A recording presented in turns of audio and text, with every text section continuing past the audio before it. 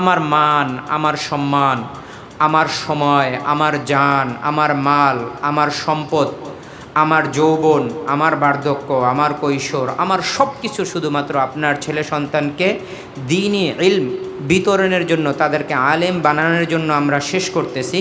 কিন্তু এর বিপরীতে অভিভাবক আমাদের জন্য কি করছে? আজকে আমাদের কওমি মাদ্রাসায় বা আমাদের হুজুরদের শিক্ষাটা বা আমাদের হুজুরদের দামটা আসলে কমে গেছে কেন জানেন? কারণ হলো আমরা সব কিছু ফি সাবিলিল্লাহ দিয়ে দিয়েছি। তৃতীয় নম্বর কথা, মাদ্রাসায় আসা যাওয়া করা।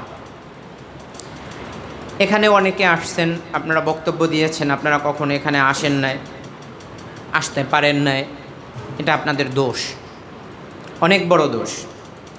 জেনারেল লাইনে দুনিয়ার কিছু এমন নিজাম করে রেখেছে ওরা।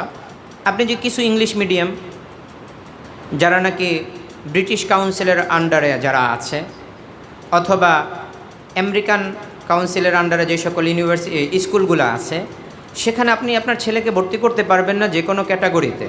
আপনাকে অবশ্যই অনার্স পাস করতে হবে। মানে ছেলেকে ভর্তি হতে হলে বাবা অবশ্যই অনার্স পাস হতে হবে, এটা তাদের শর্ত, রিকোয়ারমেন্ট। এটা না হলে ছেলেকে নিবে না। বাবার এত পরিমাণের ইনকাম থাকতে হবে, মা এডুকেটেড হতে হবে, মাও অনার্স লাগবে, বাবার এই পরিমাণের ইনকাম থাকতে হবে, বাবার লেবাস বেশভূষা সব কিছু জাস্টিফাই করবে। আপনি সেখানে গেলেই ভর্তি হতে পারবেন না, ছেলেকে ভর্তি করতে পারবেন না জেনারেল লাইনে। এগুলা কেন করছে জানেন? কারণ যাতে করে শিক্ষা এটা যেন মর্যাদাহীন না হয়ে যায়। আজকে যদি আপনি না আসলে, এমন একটা ভালো মাদ্রাসায় আপনি না আসলে আপনার ছেলেকে আমরা কোনোভাবেই নিব না, এই রিকোয়ারমেন্ট দিয়ে দিতাম না, আপনাকে আসতেই হবে মাদ্রাসায়। আপনাকে নাম্বার 2, আপনার দাড়ি থাকতেই হবে, আর নয়তো আপনার ছেলেকে আমরা নিব না। নাম্বার 3, আপনি 5 ওয়াক্ত নামাজ পড়েন, এটার সার্টিফিকেট নিয়ে আসেন মসজিদের ইমাম সাহেব থেকে, আপনার ছেলেকে আর নয়তো নিব না। নাম্বার 4, আপনার সকল ব্যাকগ্রাউন্ড চেক করা হবে যে আপনি কোন জায়গায় সুদের সাথে সম্পৃক্ত, কোন জায়গায় ঘুষের সাথে সম্পৃক্ত, আপনার পারিবারিক এগুলো সব কিছু যদি আমরা ব্যাকগ্রাউন্ড চেক করে তারপরে মাদ্রাসাগুলোয় ভর্তি নেওয়া শুরু হতো, তাইলে এক দৃষ্টিকোণ থেকে ভালো হতো যে যেই কয়টা ছেলে মাদ্রাসায় পড়তো সবগুলো একদম ভালো মানের ছেলে মাদ্রাসায় পড়তো এবং তাদের একটা আলাদা মান মর্যাদা, একটা ভ্যালু থাকতো। আর এক দৃষ্টিকোণ থেকে খারাপ হতো, যেটা অনেক বড় ক্ষতি হয়ে যেত, যে সেটা হলো মানুষরা দিনকে কঠিন মনে করতো, দিনই শিক্ষাকে কঠিন মনে করতো, মানুষ এইদিকে আসতো না। তো হজরতে ওলামায়ে কেরাম, হজরতে রাসূলুল্লাহ সাল্লাল্লাহু আলাইহি ওয়াসাল্লাম মুহসিনে আজম ছিলেন। আল্লাহ রাসূল সাল্লাল্লাহু আলাইহি ওয়াসাল্লামের কাজই ছিল ইহসান করা, মানুষকে শুধু দেওয়া। সম্পদ আসছে দিয়ে দাও, আল্লাহর অনুগ্রহ আসছে দিয়ে দাও। ইয়া রাসূলুল্লাহ গুনাহ করে ফেলেছি, একটু দোয়া করে দেন। আচ্ছা ঠিক আছে, দোয়া করে দিলাম। আল্লাহ রসুলের কাছে গেছে, ইয়া রাসূলুল্লাহ টাকা নেই, আচ্ছা নাও টাকা নাও। আল্লাহ রসুলের কাছে গেছে, ইয়া রাসূলুল্লাহ পেরেশান, ঠিক আছে পেরেশান দূর হয়ে যাক, দোয়া করে দিচ্ছি তোমার জন্য। আল্লাহ রসুলের কাছে গেছে, ইয়া রাসূলুল্লাহ ঘরে বউ নেই, আল্লাহ রসুল বলছে ঠিক আছে ব্যবস্থা করে দিচ্ছি। আল্লাহ রসুলের কাছে গেছে, ইয়া রাসূলুল্লাহ ঘরে খাবার নেই, ঠিক আছে ব্যবস্থা করে দিচ্ছি। রাসূলুল্লাহ সাল্লাল্লাহু আলাইহি ওয়াসাল্লামের আদর্শই ছিল সব কিছু সহজলভ্যভাবে উম্মতকে পূর্ণাঙ্গ রূপে দিয়ে দেওয়া। যেহেতু ওলামায়ে কেরাম নবীর ওয়ারিস, সেজন্য ওলামায়ে কেরাম আল্লাহর রাসূলের সব কিছু উম্মতকে মুফত এবং ফ্রিভাবে দিয়ে দিছে, কিন্তু উম্মত সেটাকে খুব খারাপ এবং বাজেভাবে গ্রহণ করেছে। সাহাবায়ে কেরাম সেটাকে খুব বেশি কদর করেছিল যে আল্লাহর রাসূল দিয়েছে। সাহাবায়ে কেরাম এত বেশি আল্লাহর রাসূলের প্রত্যেকটা বিষয়কে কদর করেছে যে রাসূলুল্লাহ সাল্লাল্লাহু আলাইহি ওয়াসাল্লাম হজরতে সৈয়দিনা আলী রাদিয়াল্লাহু তাআলা আনহুকে একবার আবু তুরাব বলে ডেকেছে, ইয়া আবা তুরাব এটা বলে ডেকেছে। তো হজরত আলী রাদিয়াল্লাহু তাআলা আনহু পরবর্তীতে মানুষকে বলতো যে আমার কাছে সবচেয়ে আমার প্রিয় নাম হলো আবু তুরাব। শুধুমাত্র আল্লাহ রাসূল একবার ডেকেছে আবু তুরাব বলে। সাহাবায়ে কেরাম, আল্লাহ রাসূল সাল্লাল্লাহু আলাইহি ওয়াসাল্লাম কোনো সাহাবীকে একদিন মাথায় হাত বুলাইয়া দোয়া করেছেন। আল্লাহ রাসূলের ইন্তেকাল হয়ে গেছে, ওনার যতদিন ইন্তেকাল না হয়েছে ততদিন পর্যন্ত ইহসানের কথা মানুষের সামনে গর্বের সাথে বলতো যে আল্লাহর রাসূল আমার মাথায় হাত বুলিয়েছে।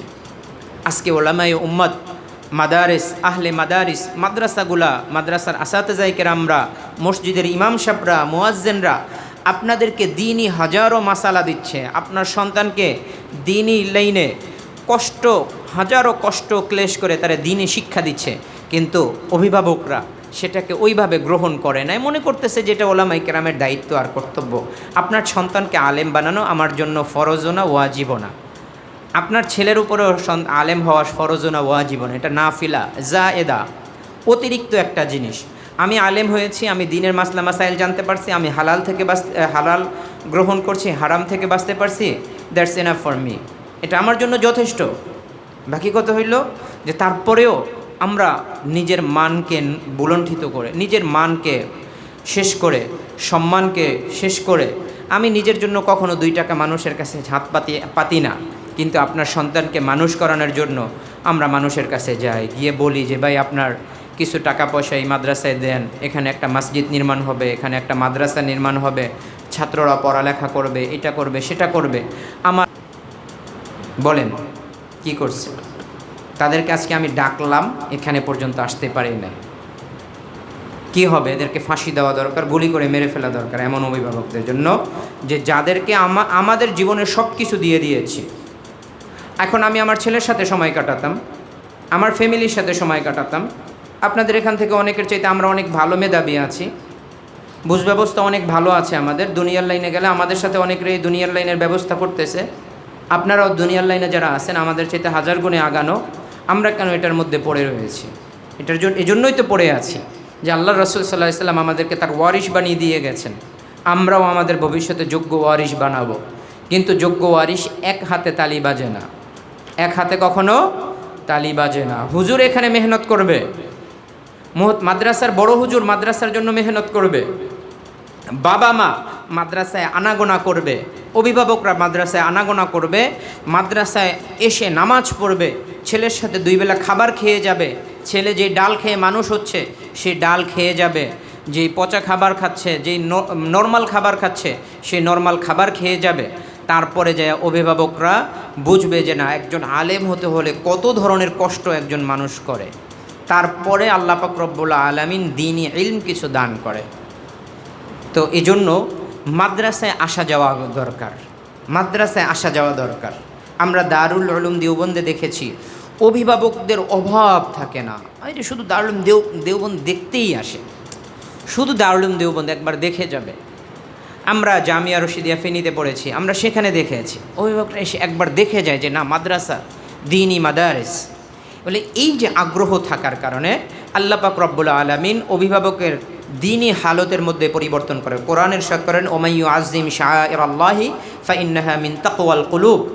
যদি মসজিদ মাদ্রাসা এগুলোর প্রতি যথার্থ সম্মান প্রদর্শন করা হয়, আন্তরিকতা থাকে, বলে এটা তার অন্তরে যে তাকওয়া আছে তার বহিঃপ্রকাশ।